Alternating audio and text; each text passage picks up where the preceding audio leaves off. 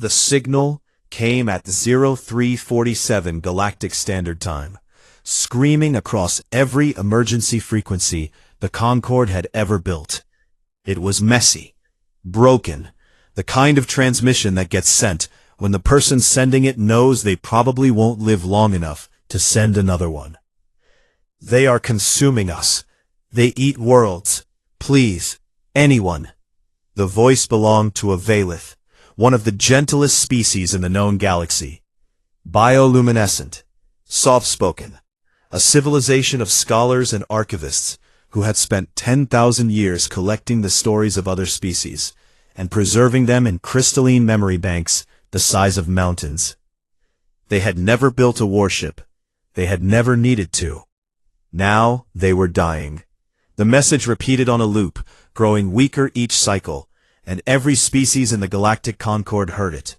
All 43 of them. Every ambassador, every diplomat, every fleet commander with a working receiver. They all heard it. And then they did what civilized species do. They called a meeting. Citadel Primus was the political heart of the Concorde, a massive station built in neutral space where representatives from every member species gathered to discuss, debate, and accomplish almost nothing at remarkable speed. The emergency session convened within 6 hours of the signal's arrival, which was actually fast by Concorde standards. Usually it took a week just to agree on the seating arrangement. The chamber was enormous. Tiered rows of seats curved around the central platform, each section designed to accommodate the wildly different body types of the member species. The insectoid Cathari delegation occupied their section like a cluster of polished black statues, their compound eyes reflecting the chamber lights. The crystalline Duran sat perfectly still, their translucent bodies humming at frequencies most species couldn't hear. The aquatic shoal floated in their gravity-suspended water pods, tentacles curling and uncurling in what might have been anxiety or might have been boredom. The intelligence briefing was simple and terrible. The attackers were the Vraxul, a nomadic armada of parasitic organisms that moved from system to system, stripped every living thing from every world they touched, converted the biomass into fuel and food, and moved on. They had done it before, 11 times in recorded history, entire civilizations reduced to barren rock and silence. The Valith system had an estimated 3 weeks before total extinction. The debate lasted 9 hours. The Cathari representative spoke first, his mandibles clicking in precise, measured rhythms. The Vraxul armada numbered over 4,000 bioships. A military response would require a coalition fleet of unprecedented size. The logistics alone would take months. The cost, in ships and lives, would be staggering. The Duran agreed. Their crystalline harmonic voice filled the chamber like a bell being struck underwater. The Valith system sat at the far edge of Concorde space. Defending it would stretch supply lines to the breaking point.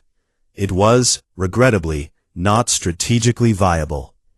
The shoal said nothing. They never did when the math was ugly. One by one, the species spoke, and one by one, they said the same thing in different ways. It was too far, too expensive, too dangerous. The Vraxul were too many. The odds were too long. They expressed deep concern. They offered thoughts.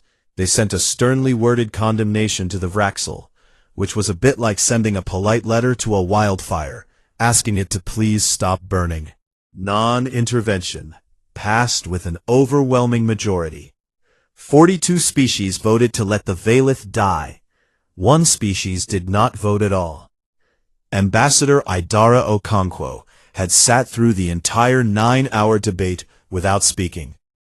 She was a tall woman with close-cropped silver hair and the kind of face that gave nothing away for free.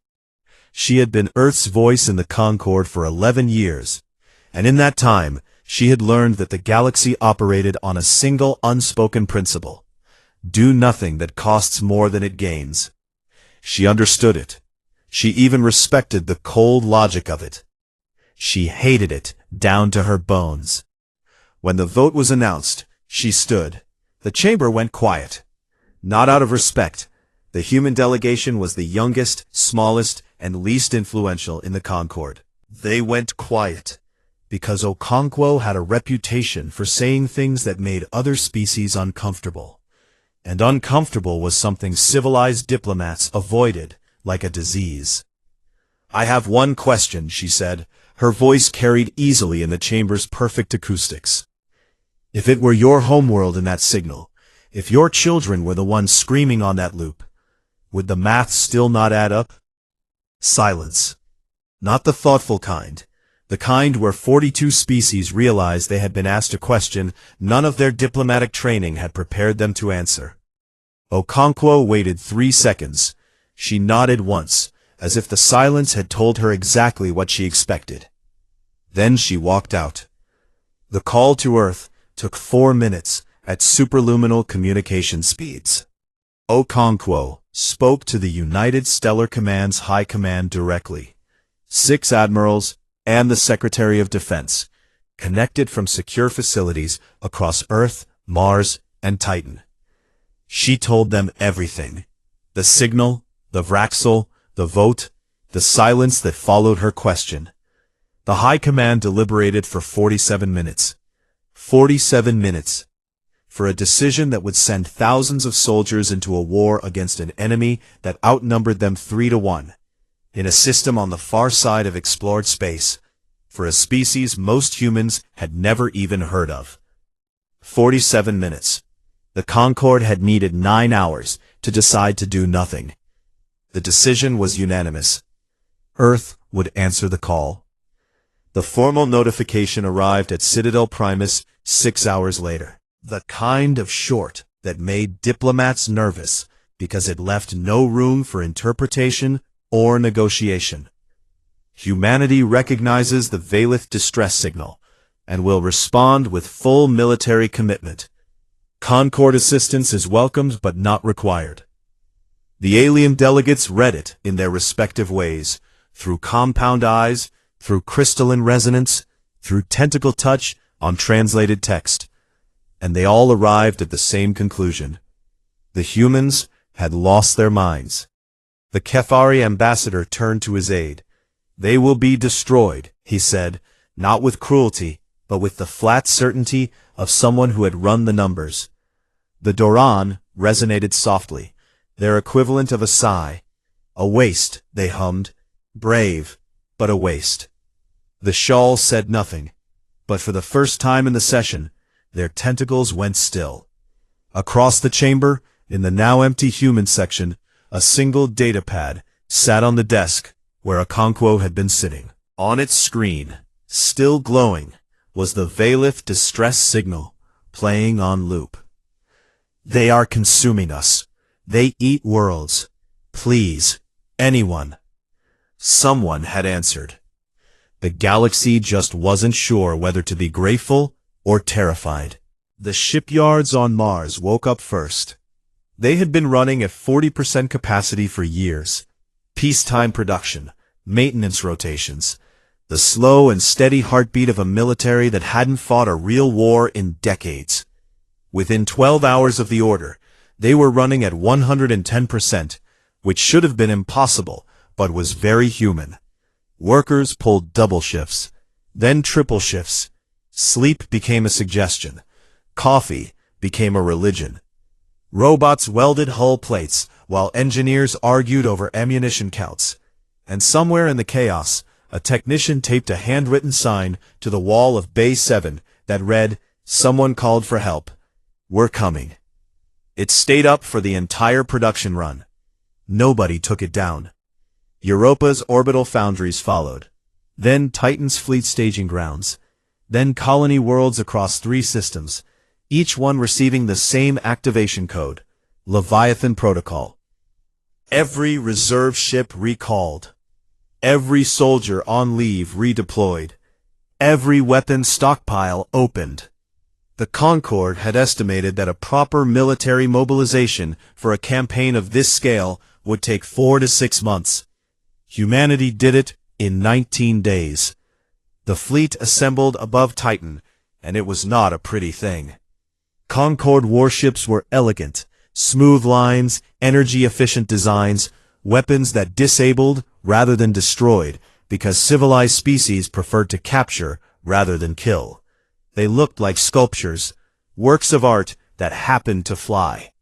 Human warships looked like someone had bolted guns to a brick and thrown it at the enemy. The flagship was the USC Wrath of Achilles, 3 kilometers of armored fury, bristling with rail cannons that could punch holes through moons, torpedo bays loaded with nuclear-tipped warheads, and point defense systems so dense they turned the ship's surface into a wall of overlapping fire. It was not designed to be admired. It was designed to make things stop existing. Around it gathered the rest of the fleet. Destroyers, cruisers, carriers loaded with fighter wings, assault ships built to drop soldiers onto hostile ground and keep them alive long enough to do damage. 212 warships in total, crewed by 60,000 men and women who had volunteered, every single one of them, when the deployment orders came.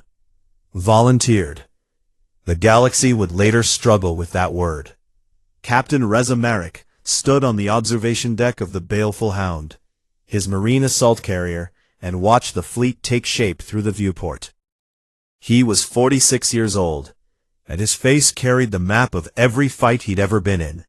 A scar across his jaw from a pirate boarding action, lines around his eyes from years of squinting at tactical displays in dark combat rooms. He was calm, the way deep water is calm, still on the surface, a lot happening underneath. He had read the intelligence briefing on the Vraxul 3 times. He had studied their previous campaigns. 11 civilizations consumed, billions of lives erased, and every time the galaxy had watched it happen, and done nothing, because the cost was too high. He closed the briefing file and opened his personnel roster instead. 412 Marines under his command. He knew most of their names. He would know all of them before they arrived. 3 decks below, Sergeant Yuki Tanaka was in the armory, running maintenance checks on her squad's power armor. She worked with the focused intensity of someone who expressed love through making sure equipment didn't fail at the worst possible moment. Every seal tested, every joint calibrated, every weapon cleaned, charged, and cleaned again. They had learned that Tanaka before a deployment was like a storm system, best observed from a safe distance. One of the newer soldiers, a kid barely out of training named Hendrix, made the mistake of asking if she was nervous. Tanaka looked at him. "I'm not nervous," she said. "I'm making sure your gun works so you don't die on some alien dirt because of a jam firing pin. You're welcome." Hendrix did not ask any more questions. In the science bay of the Wrath of Achilles, Dr. Emeka Azikiwe sat surrounded by every scrap of data the Concorde had ever collected on the Vraxil. It was not much. Most species that encountered the Vraxil up close did not survive long enough to write detailed reports.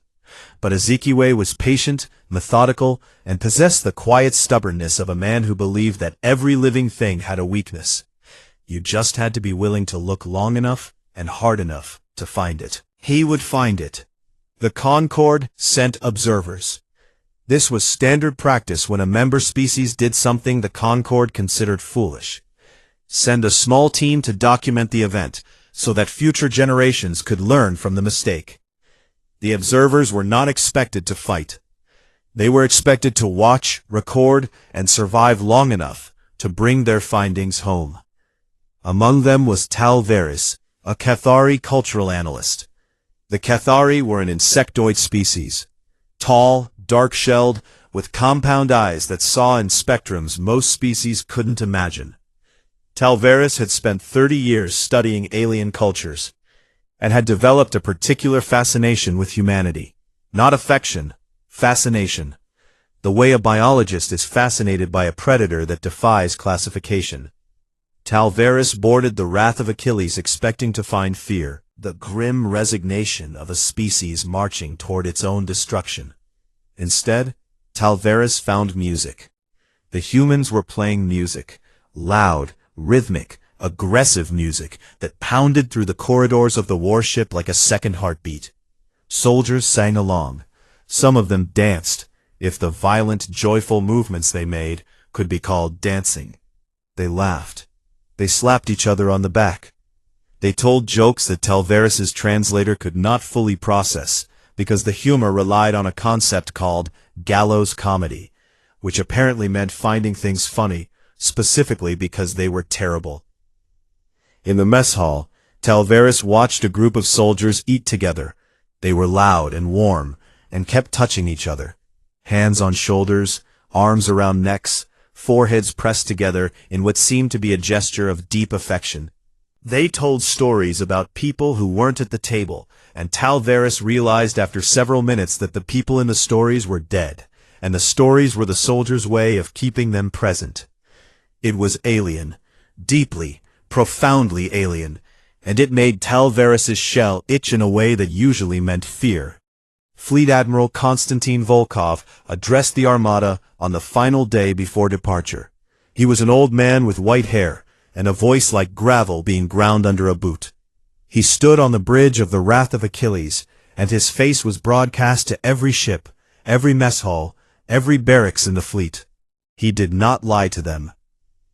"The Vraxul outnumber us 3-1, he said. "Their ships adapt.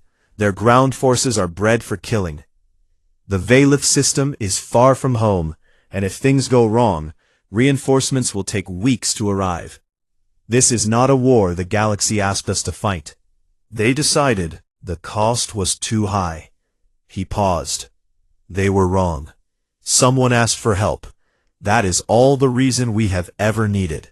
That is all the reason we will ever need." The fleet moved. 212 ships entered slipspace in perfect formation, the stars stretching into lines around them, and the largest voluntary military deployment in human history vanished from Titan's sensors in a flash of bent light. Talvaris, alone in the small quarters assigned to the observer delegation, recorded a private log. The Cathari's voice was steady, but its mandibles clicked in a pattern that other Cathari would have recognized as deep unease. "I have studied predators across 100 worlds, pack hunters, ambush specialists, apex organisms that shape their ecosystems through violence alone. I have never encountered anything like this species. They are not merely willing to die, they are eager to make death matter. They go toward danger singing. I have been studying humanity for 30 years, and I am only now beginning to understand why the galaxy fears them." A pause. The clicking stopped. "I am beginning to think the galaxy does not fear them enough." The fleet dropped out of slipspace and fell straight into a nightmare. The Velith homeworld hung in the viewport like a fruit half-eaten by insects. Massive dark shapes clung to its surface, Vraxul harvesters, each one the size of a continent, their organic tendrils buried deep into the planet's crust, pulling up everything. Forests, oceans, cities, life itself, extracted and consumed and converted into fuel for the swarm. From orbit, the planet looked like it was rotting alive. Around it, space was thick with Vraxul bioships, thousands of them. Small fighter forms darted in spiraling patterns. Mid-sized hunter-killers held formation around the harvesters like guard dogs. And in the distance, barely visible against the stars, the command forms drifted. Vast whale-shaped organisms that pulsed with bioluminescent signals, coordinating the entire swarm through a network that no one fully understood. The Velith orbital defense grid was gone, smashed into floating debris that tumbled in slow, silent arcs. Scattered among the wreckage were Velith civilian ships, transports, science vessels, passenger liners, all dead. Dark hulls with no power signatures. Some had been torn open. Some had been consumed entirely, leaving only faint chemical traces where metal and flesh had been dissolved. Admiral Volkov stood on the bridge of the Wrath of Achilles, and stared at the tactical display. Over 4,000 confirmed hostile contacts. His fleet numbered 212. His jaw tightened. His hands stayed still. "All ships, battle formation Gamma 7, he said. "Weapons free. Pick your targets and make them count." 212 ships spread into a broad crescent and opened fire. The first salvo was a thing of terrible beauty. Rail cannons fired in coordinated volleys, magnetically accelerated slugs of tungsten and depleted uranium traveling at a fraction of the speed of light. They hit Vraxul bioships and went through them like needles through wet cloth, leaving exit wounds the size of buildings.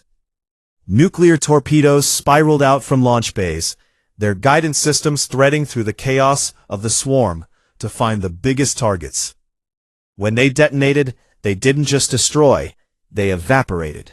Spheres of white fire bloomed in the void, and where there had been living ships, there was nothing but expanding gas and silence. The Vraxul had never encountered anything like it. They had fought other species before, 11 times. Those species had used energy weapons, clean, precise, designed to disable. The Vraxul had adapted to energy weapons over millennia. They could thicken their bioarmor against plasma. They could absorb laser frequencies. They had evolved countermeasures the way a body evolves antibodies. But humans didn't use energy weapons. Humans used kinetic force. Mass times velocity. The oldest and simplest weapon in the universe. Throw a rock, but throw it very, very fast. And the Vraxul had no answer for it. Not yet. In the first hour, humanity destroyed over 300 Vraxul ships. In the second hour, the Vraxul began to learn. That was the horror of them. They adapted. Not over generations, not over years, in real time. Bioarmor thickened on the ships that survived the first volleys. Swarm patterns shifted. Fighter forms began flying in dense spiraling clouds that intercepted incoming torpedoes before they could reach their targets. The hunter-killers changed tactics, breaking into smaller groups and flanking the human fleet from multiple angles simultaneously. And then the acid clouds came. The Vraxul released massive clouds of corrosive biological material, a chemical fog that ate through metal, dissolved sensor arrays, and blinded weapons targeting systems. Human ships flew into it and came out scarred, their hulls pitted and smoking, their sensors half dead. The cruiser Santiago pushed too deep into a Vraxul formation and couldn't pull back in time. A swarm of fighter forms latched onto it, hundreds of them, covering the ship's surface like parasites on a wounded animal. Their tendrils bored through the hull. The Santiago's crew fought them in the corridors, with rifles and cutting torches and bare hands, but there were too many. The ship went dark. Its beacon stopped transmitting. No one said a word on the command channel. Everyone kept fighting. "You're up." Captain Merrick received the order 6 hours into the battle. The space engagement had locked into a grinding stalemate. Humanity was killing Vraxul ships, but the Vraxul were killing human ships right back, and the harvesters on the planet's surface were still feeding. Every hour that passed meant more of the Valith homeworld consumed. The last surviving Valith were concentrated in a single location, Luminar, their library capital, a city built around the Great Archive, where 10,000 years of galactic history was stored in crystal. A failing energy shield protected it. When that shield fell, the Vraxul would consume Luminar and everything in it. The shield had maybe 48 hours left. Merrick looked at the tactical display showing the planet's surface. The area around Luminar was crawling with Vraxul ground forms, massive chitinous creatures bred for exactly this kind of work. Predators the size of trucks, with acid-dripping mandibles and armor that could stop small arms fire. He called his Marines to the drop bays. Sergeant Tanaka's squad was in the first wave. 20 soldiers in power armor. loaded into a drop pod designed to punch through atmosphere at speeds that would kill an unprotected human. Tanaka checked her squad seals one last time, slapped Hendricks on the helmet hard enough to rattle his teeth, and strapped in. "Nobody dies today," she said. "That's an order." It was not an order she could enforce. She gave it anyway. Planetfall was a controlled catastrophe. The drop pod screamed through atmosphere, trailing fire, and slammed into the surface hard enough to crater the ground. Tanaka's squad was out and moving within seconds, boots hitting alien soil that was already half consumed by Vraxul biomass. The ground was wrong, soft, and pulsing in places, threaded with dark organic veins that spread from the harvester structures like roots from a poison tree. The first Vraxul ground form hit them before they'd moved 100 meters. It came out of a biomass ridge, fast, low, all chitin and teeth and claws that left grooves in power armor.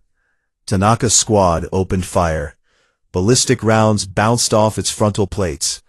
Tanaka switched to armor piercing, aimed for the joints where the chitin was thinner, and put 6 rounds into its left foreleg. It stumbled. Hendricks hit it with a plasma charge from the side. It fell, thrashing, leaking fluid that smelled like burning copper. 3 more came out of the ridge behind it. The next 4 hours were the longest of Tanaka's life. Her squad fought through 2 kilometers of Vraxul-held territory, moving toward the outer perimeter of Luminar's failing shield. They lost 2 soldiers in the first kilometer. Corporal Davis, to an ambush from below the biomass surface. Private Okafor, to an acid spray that ate through his armor's neck seal before anyone could reach him. Tanaka did not stop. She could not stop.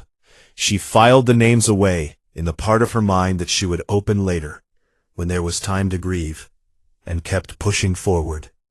On the Wrath of Achilles, Dr. Ezekiwe barely noticed the ship shaking around him. He was 3 days into analyzing captured Vraxul tissue samples, and he had found something. The Vraxul swarm was not random.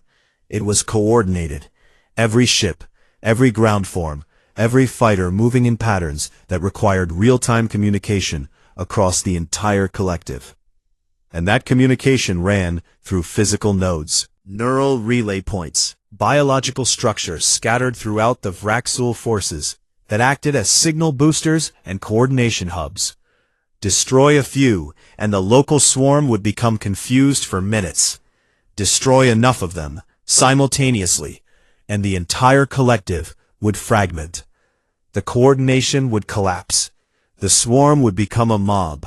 Thousands of organisms acting on individual instinct instead of unified intelligence. Ezekiwe ran the numbers 4 times, to be sure. Then he sent his findings to Admiral Volkov with a single note attached. "I found their brain." Volkov read the report on a bridge that smelled like smoke and sweat, surrounded by officers who hadn't slept in 2 days. He studied the data. He studied the positions of the relay nodes, 6 in orbit, 6 on the planet's surface, all of them deep inside Vraxul-controlled space. 12 targets, all hit at the same time. Anything less, and the collective would reroute and recover. He opened a fleet-wide channel. His voice was tired and rough, and absolutely certain. "All hands, we've found their brain. Now we're going to lobotomize them." They called it Operation Severance. 12 strike teams. 6 targeting orbital relay nodes hidden deep within Vraxul fleet formations. 6 targeting ground base nodes buried beneath the organic megastructures the Vraxul had grown across the planet's surface. Every team would hit their target at the exact same moment.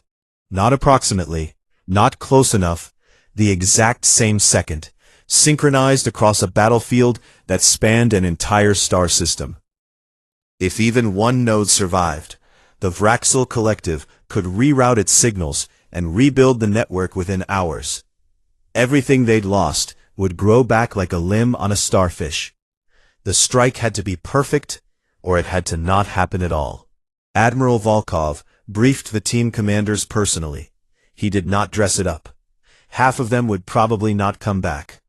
The orbital teams would be flying stealth frigates into the densest parts of the Vraxel swarm, where the chances of being detected approach certainty. The ground teams would be fighting through kilometers of enemy-held territory to reach structures that were almost certainly defended by the nastiest things the Vraxel had evolved. When he finished, he asked if anyone wanted to withdraw. Nobody moved. "Right," Volkov said. The word held the weight of a eulogy given in advance. "Go." The orbital strike teams launched at 0300 fleet time, running silent. Stealth frigates were humanity's quietest ships, small, fast, coated in sensor-absorbing material, running on minimal power.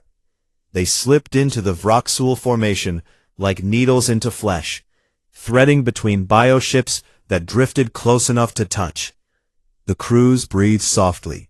Every light on the bridge was off, except the navigation display, and even that was dimmed to a faint blue glow.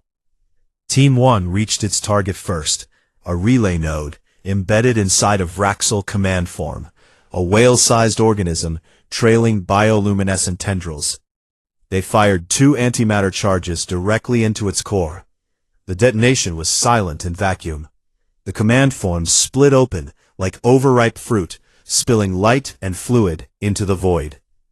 Team 2 hit their target 11 seconds later, then Team 3. Team 4 was detected. The Vraxel swarm turned on the frigate Resolute like antibodies attacking a virus. Fighter forms swarmed from every direction, acid streams cutting through the dark. The Resolute took 3 direct hits in 8 seconds, its hull breaching in multiple locations. The crew fought back, point defense cannons blazing, cutting through the first wave, but more came, always more. The captain of the Resolute, a woman named Chen, made a decision in the space between 2 heartbeats. Weapons were failing, engines were failing, but the ship still moved. She aimed the frigate at the relay node and pushed the engines to full. The Resolute hit the node at 70% of its maximum velocity. The impact destroyed both, the ship, the crew, and the node, all converted into light and heat and silence in a single instant. 26 people, gone. The relay node, gone with them. Team 5 succeeded cleanly. Antimatter charges, clean detonation, clean withdrawal. Team 6, aboard the frigate Whisper, reached their target, but found their weapon systems jammed by a Vraxel acid cloud that had eaten into the missile bay's firing mechanism. The warheads were armed, they could not be launched. The Whisper's commander, Lieutenant Park, looked at the relay node through the forward viewport. The warheads were armed. He could feel them humming in the belly of his ship. He turned to his crew. 14 people. Some of them were crying. None of them looked away. "Does anyone object?" he asked. Nobody objected. The Whisper flew into the relay node at full speed. The armed warheads detonated on impact. The fireball was visible from orbit. 6 orbital nodes, 6 destroyed, 2 ships lost with all hands. On the ground, it was worse. Sergeant Tanaka's team was assigned to a relay node buried beneath a megastructure 4 kilometers behind the front line. 4 kilometers of Vraxel-held ground, biomass trenches, predator forms, acid pools, and air so thick with spores that it clogged unfiltered breathing systems within minutes. They went in hard and fast, 20 soldiers in power armor punching through the outer Vraxel perimeter with explosives and concentrated fire. The Vraxel responded immediately. Ground forms boiled out of the biomass, the big ones, the fast ones, the ones with mandibles that could shear through armor plating. Tanaka's squad killed them, and kept moving, and killed more. Every 100 meters cost ammunition, energy, and blood. At the 1 kilometer mark, Private Hendricks took an acid hit to his right leg. The bioacid ate through his armor in seconds, and he dropped with a scream that cut through the squad's comm channel like a blade. Two soldiers hauled him up. He kept firing with his sidearm, hopping on one leg, teeth clenched so hard they cracked. At the 2-kilometer mark, Corporal Vasquez stepped on a biomass trap. The ground opened beneath her and pulled her down into a web of organic tendrils. The squad dug her out, but the tendrils had already injected something into her suit. She kept saying she was fine for another 800 meters before she collapsed and didn't get up. Tanaka looked at the bodies of the soldiers she was leaving behind. 2 more names for the list. She put them in the locked room in her mind and kept moving. At the 3-kilometer mark, the air changed. The megastructure loomed ahead, a tower of living tissue, pulsing with bioluminescent signals, its surface crawling with smaller vraxel organisms that maintained it like worker bees tending a hive. And at its base, guarding the entrance to the relay node chamber, was something new. A guardian form. It was enormous. 3 meters tall, armored in layered chitons so thick it looked like black stone, with 4 limbs ending in bladed appendages, and a head that was mostly mouth. It moved with a precision that the other ground forms lacked. Not the mindless charge of a swarm creature, but the calculated patience of something that fought, planned, and knew exactly how to kill. Tanaka's squad opened fire. The rounds bounced off its frontal armor like rain off a roof. It charged. The fight lasted 7 minutes that felt like 7 hours. The guardian form killed 3 of Tanaka's soldiers before they brought it down. 2 crushed, 1 bisected by a single sweeping blow. The squad hit it from every angle, targeting joints, eyes, the softer tissue beneath its chin. It adapted to each tactic within seconds, shifting its guard, changing its approach. She grabbed the satchel charge from her belt, sprinted at the guardian form while it was focused on 2 soldiers flanking its left side, and jammed the charge into the gap between its head and its torso armor. She detonated it at point-blank range. The blast threw her 15 meters. She hit a biomass wall and slid to the ground. Her armor cracked in 3 places, her ears ringing, her left arm, already wounded from the previous day's fighting, completely numb. The guardian form lay in pieces, leaking fluid that hissed where it touched the ground. Tanaka stood up. Her remaining soldiers stared at her. "The node," she said. Her voice was barely a whisper through the comm. "Move." They moved. Inside the ruined walls of Luminar, the last Valith watched. They had no weapons, no soldiers, no way to help. They crouched in the halls of the Great Archive, surrounded by 10,000 years of carefully preserved history, and listened to the sounds of human soldiers fighting and dying on the ground above them. Every explosion shook dust from the ceiling. Every distant scream echoed through the crystal corridors. Keeper Solith, the eldest of the surviving archivists, stood at the entrance to the archive's central chamber. Solith's bioluminescence had dimmed, a sign of deep grief among the Valith, and the light that still flickered beneath the elder's translucent skin pulsed in slow, heavy rhythms. When Captain Merrick arrived, limping, bleeding from a wound above his eye, his armor scorched black, Solith approached him. "Why?" the keeper asked. The translation was imperfect, but the question needed no refinement. "You do not know us. We have nothing to give you. Why do your people die for us?" Merrick looked at the Valith elder. He had not slept in 3 days. He had lost soldiers, people he knew, people whose names he had memorized, people who would never go home.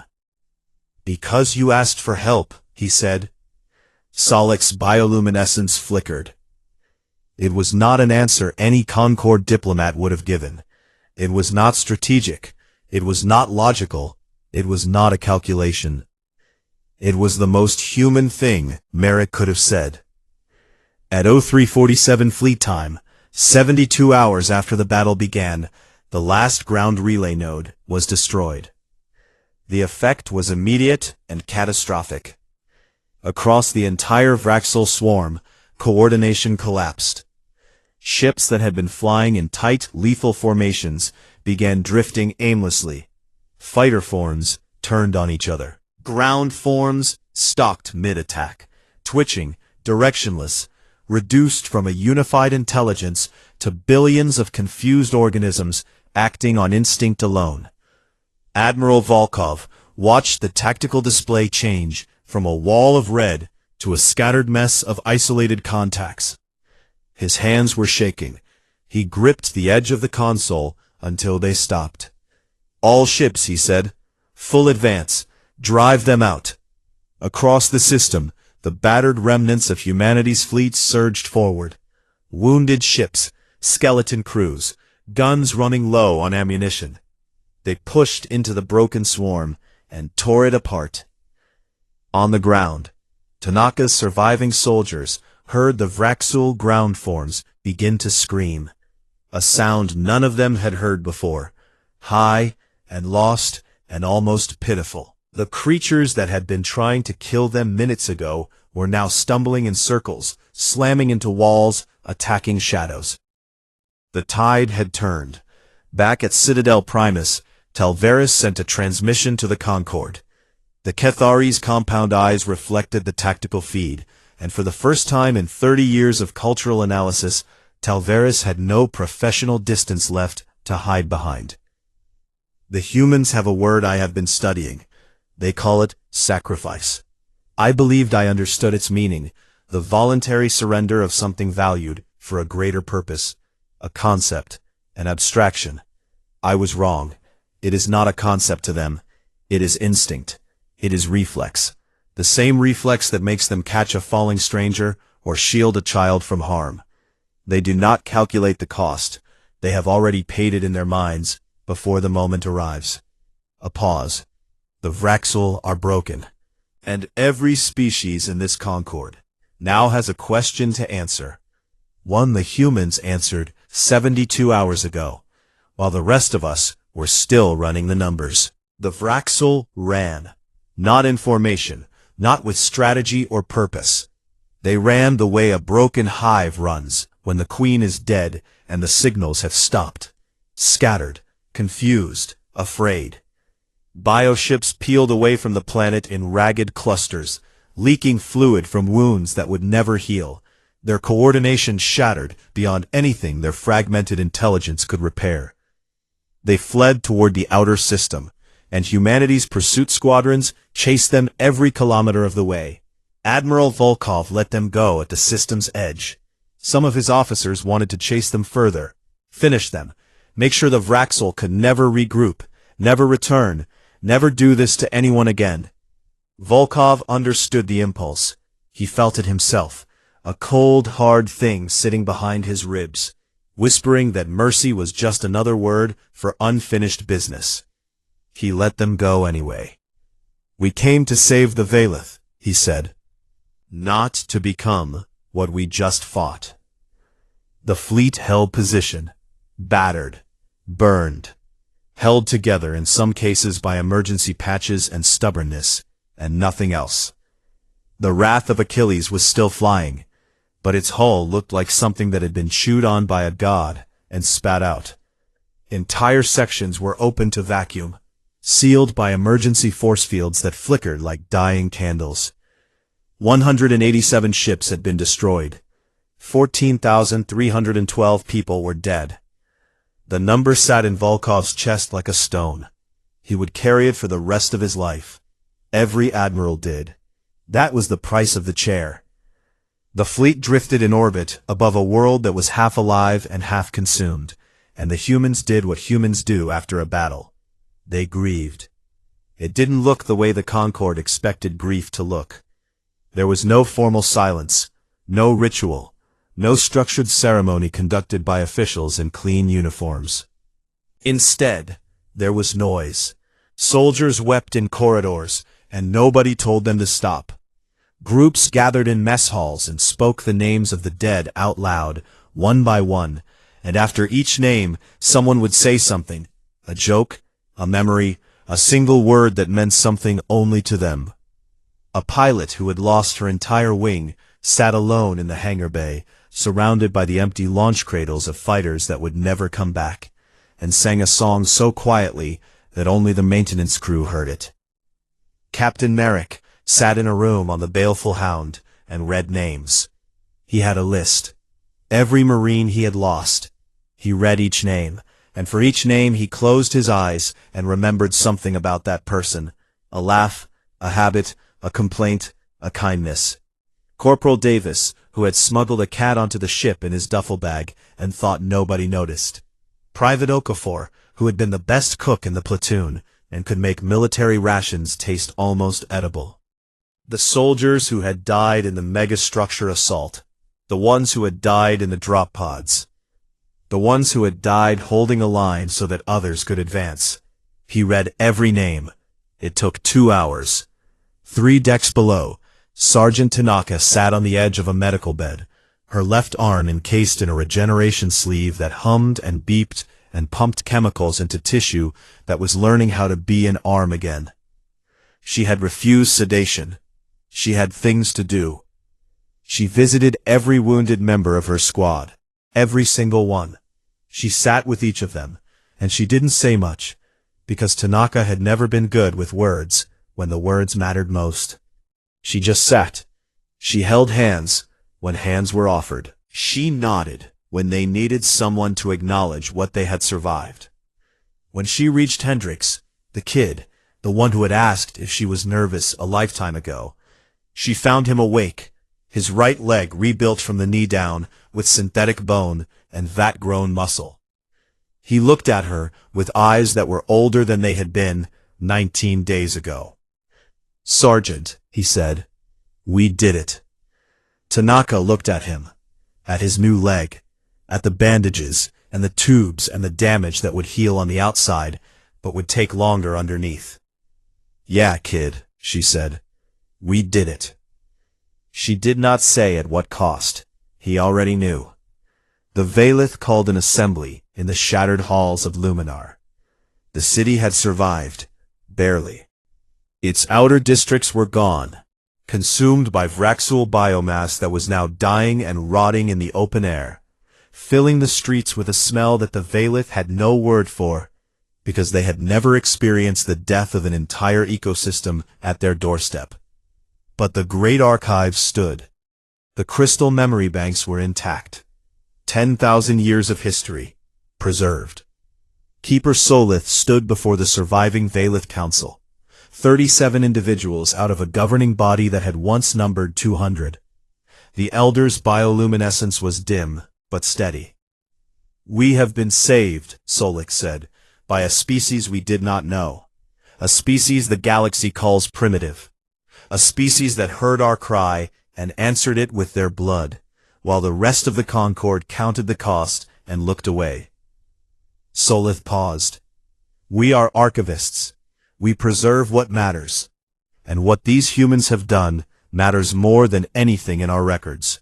The council voted unanimously. Humanity was declared Ael Verith, those who came when called.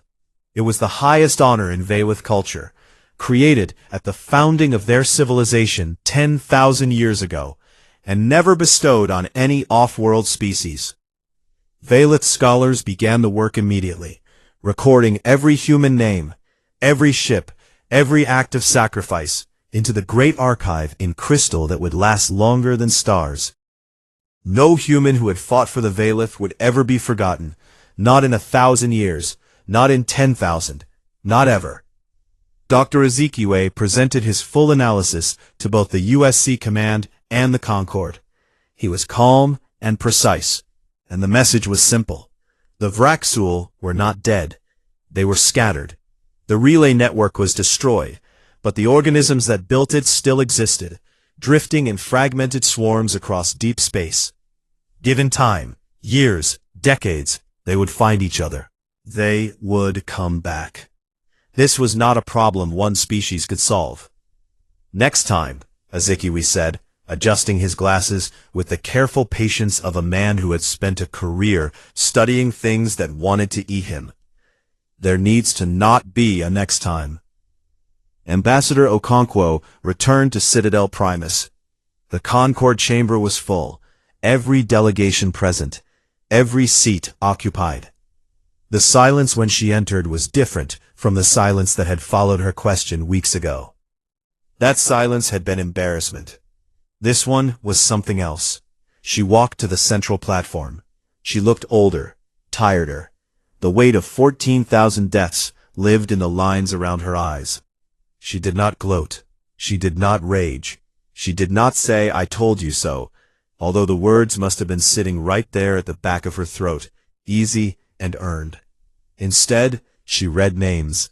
She read the names of every ship that had been destroyed. 187 ships. She read them slowly and clearly, and the chamber was silent for every single one. Then she said, 14,312 people did not come home. They fought for a species they had never met, against an enemy that outnumbered them, because no one else would. We are not asking for gratitude. We are not asking for apology. She looked up from her list. Her eyes moved across the chamber. Compound eyes, crystalline faces, tentacled forms suspended in water. 42 species that had voted to do nothing. We are asking why we were alone.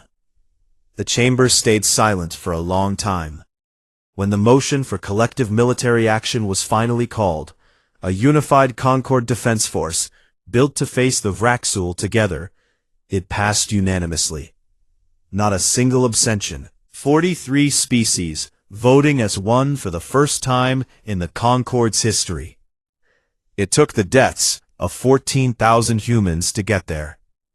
Talvaris published the account 3 weeks later. The Cathari titled it, "The Monsters Who Came to Help," and it became the most widely read document in the history of the Galactic Concord. It was translated into every known language. It was taught in schools on worlds that had never seen a human face. It changed things, slowly, imperfectly, the way real change always happens. But it changed them. Humanity was no longer the Death World primitives. They were something else. Something the galaxy was still trying to find the right word for. 6 months after the battle, Captain Reza Merrick returned to the Valith homeworld. The planet was healing. The Vraxul biomass was being cleared.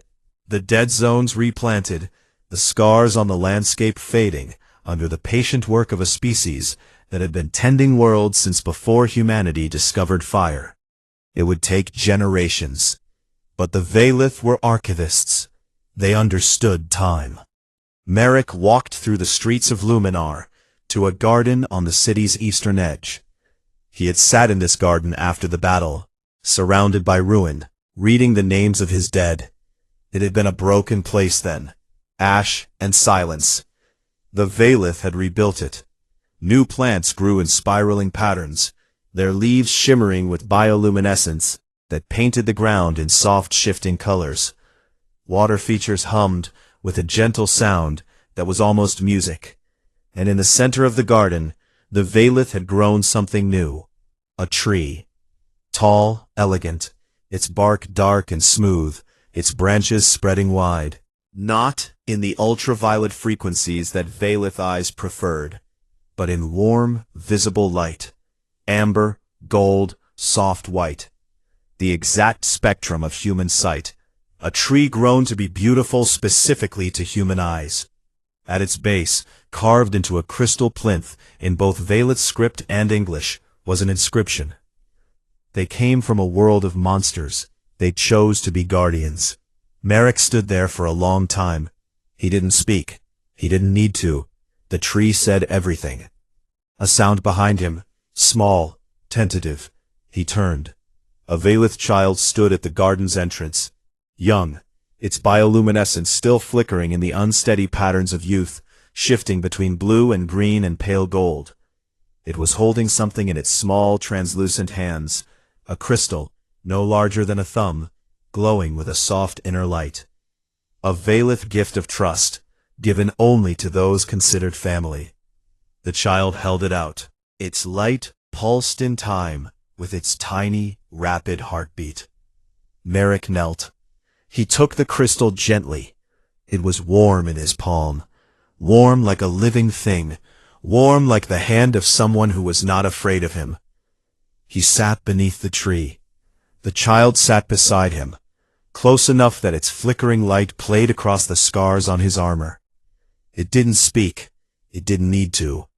The light of the tree washed over them both, the soldier and the child, the monster and the scholar, the species that had come when called, and the species that would remember it forever.